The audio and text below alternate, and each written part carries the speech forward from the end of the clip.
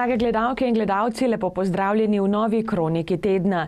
Ta teden se je za 3 dni karavana svetovnega pokala smučarjev invalidov ustavila v Kranjski Gori, ki je drugič zapored gostila tekmo na najvišjem tekmovalnem nivoju. Na Gorenjskem so se v ženski in moški konkurenci 3 kategorije smučark in smučarjev, slepi, sedeči ter amputirani tekmovalci in tekmovalke, pomerile v slalomu in veleslalomu. Organizatorji zadovoljstva po koncu tekmovanja niso skrivali. Z izpeljavo 3 tekem za svetovni pokal v Kranjski Gori sem zelo zadovoljen. Pravzaprav izjemna organizacija in čestitke vsem delavcem, ki so delali na progi, prav tako vsem tekmovalcem, ki so tekmovali v zadnjih 3 dneh. Lepo je bilo znova videti najboljše smučarje invalide tukaj na domačem terenu in se v bistvu zahvaljujem vsem, ki so bili udeleženi organizacijo, da so res izpeljali tekmo na najvišjem nivoju in so pokazali, zakaj je Kranjska Gora ena od 3 vrhuncev letošnje sezone. Tudi tekmovalci so imeli o Kranjski Gori le pohvale. V Kranjski Gori smo imeli 20 držav udeleženk, mislim, da to kaže na to, kako zadovoljni so ljudje s samim tekmovanjem. Pravzaprav smo seveda najbolj veseli, da poleg teh 20 lahko imamo tudi domačega tekmovalca in ko imaš domačega tekmovalca, je to nekaj posebnega in definitivno doda k pomembnosti tekmovanja in pa zanimivosti tako za gledalce kot za medije. Slovenske barve je na poligonu Podkorenu branil Jernej Slivnik, ki ga konec meseca čaka tudi nastop na svetovnem prvenstvu.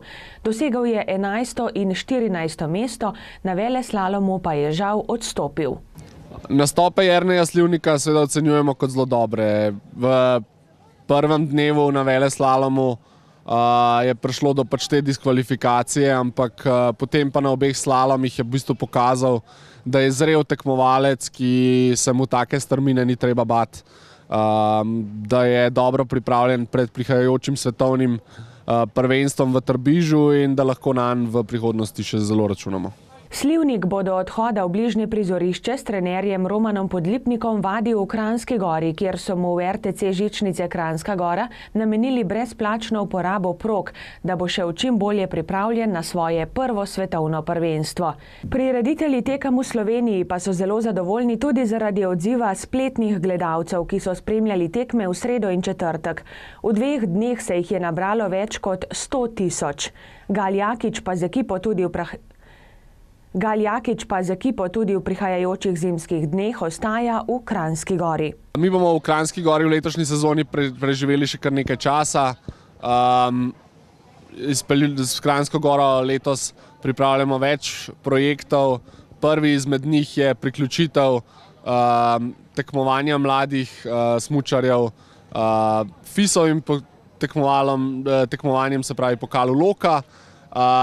Potem imamo razvojni kamp za smučarje iz celotne Evrope v starosti 10 do 17 let v Kranjski Gori in pa še 2 tekmovanje v Evropskem pokalu. Tako da pravzaprav je že videti, da se Kranjska Gora zelo pozitivno odzvala na lansko leto pripravo tega tekmovanja in da zna pravzaprav in da se je začela resno umešavati v vse v bistvu nivoje in tako tekmovanj kot pa organizacijskih dogodkov. Tako da tukaj vse čestitke tako Kranjski Gori, skupnosti, klubu, javnemu zavodu Turizem Kranjska Gora, predvsem pa tudi seveda glavnemu organizatorju in pokrovitelju tekmovanj, to je pa podjetje Hit Alpineja.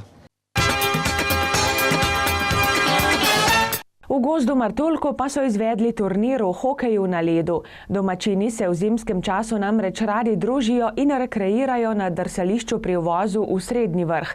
Pride pa tudi dan, ko je moči treba pomeriti. Ja, res je. Tokrat smo se spet zbrali na našemu tradicionalnemu hokejskemu turnirju, kar prirejamo ga zdaj vsak let. Zbrali sta se 2 otroške ekipe, pa 2 odrasle ekipe, zdaj pa bomo videli, kdo bo pa najboljši, bomo pa na koncu videli.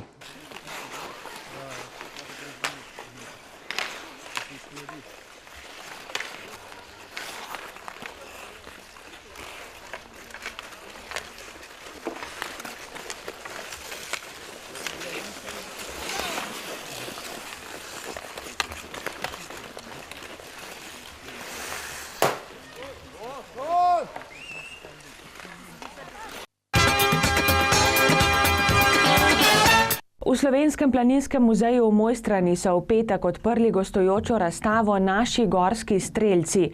Razstava pripoveduje zgodbo o cesarsko-kraljevem gorskem strelskem polku številka 2, najbolj slovenski enoti avstro-ogrske vojske in hkrati prvi slovenski vojaški gorski enoti, ki se je v prvi svetovni vojni borila v Galiciji, na Tirolskem, na Soški fronti in ob reki Pjavi. Razstava prikazuje zgodovino in vojno pot drugega gorskega strelskega polka.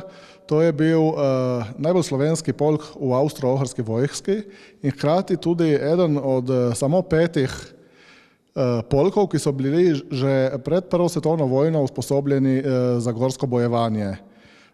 Na razstavi je prikazano predvojno obdobje od ustanovitve polka, ta kratek miren čas do leta 1914, ko je izbruhnila Prva svetovna vojna in celotna vojna pot te vojaške enote, vsa bojišča, kjer se je polk boril. Na zadnjem delu pa tudi druge slovenske enote, ki so se med Prvo svetovno vojno bojevale v gorah in visokogorske stotnije, ki so bile pa neke posebej izurjene visokogorske enote, ki so bile ustanovljene med samo vojno.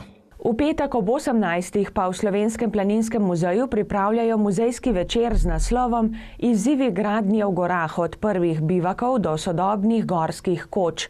Predaval bo Luka Džibelo. Alpinistični odsek Planinskega društva Jesenice pa pripravlja predstavitev Bivaka 2.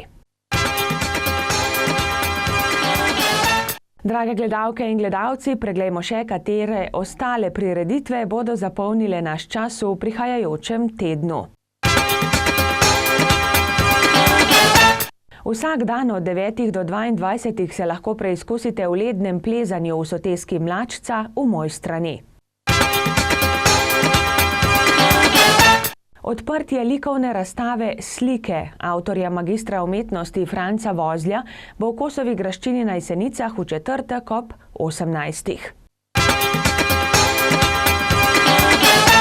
Od petka do nedelje bo v vaseh pod Triglavom potekal zimski dan, ki ga pripravlja Turistično društvo Dovje Mojstrana v sodelovanju z ostalimi društvi, turističnimi delavci in turizmom Kranjska Gora. Med drugim pripravljajo nočno drsanje. Na ogled bodo formacije smučarskih učiteljev. Lahko greste na voden pohod v Peričnik, si ogledate ledeno kraljestvo in se zabavate z glasbeno skupino Live. Gledališka predstava Dom na Kredarici bo na ogled v soboto ob 20. v Kulturnem domu na Dovjem. V nedeljo pa bo smučarska družinska tekma Zalenko Dovžan. Mladinski odsek pri Planinskem društvu Gozd Martuljk vabi vse cicibane planinke in planince na pohod s sankanjem v Tamar. Dobili se bodo v soboto ob 9. uri pri penzionu Špiku v Gozdu Martuljku. 8. maraton Tamar bo v soboto s štartom ob 11. v nordijskem centru Planica. Dolžina proge je 21 kilometrov. Mini pokal Vitranc bo v Kranjski Gori potekal v soboto. Začne se ob 10:30 minut. V dvorani Pod stolom bo v soboto ob 19. ženska odbojkarska tekma med ekipama Zgornja Gorenjska in Spodnja Savinjska. Obrtno-podjetniška zbornica Slovenije bo v začetku letošnjega februarja v Kranjski Gori organizirala mednarodno zimsko poslovno srečanje, ki bo največje tovrstno srečanje v regiji Alpe Adria. Dogodek bo nadgradil že tradicionalne zimske športne igre obrtnikov in podjetnikov. Udeležili pa se ga bodo obrtniki in podjetniki iz Slovenije in tudi sosednjih držav. Tudi tekmovalci so imeli o Kranjski Gori le pohvale. Drage gledalke in gledalci, pa smo pri koncu še ene kronike tedna. Imejte se kar se da lepo in nasvidenje do prihodnjič. Pa srečno!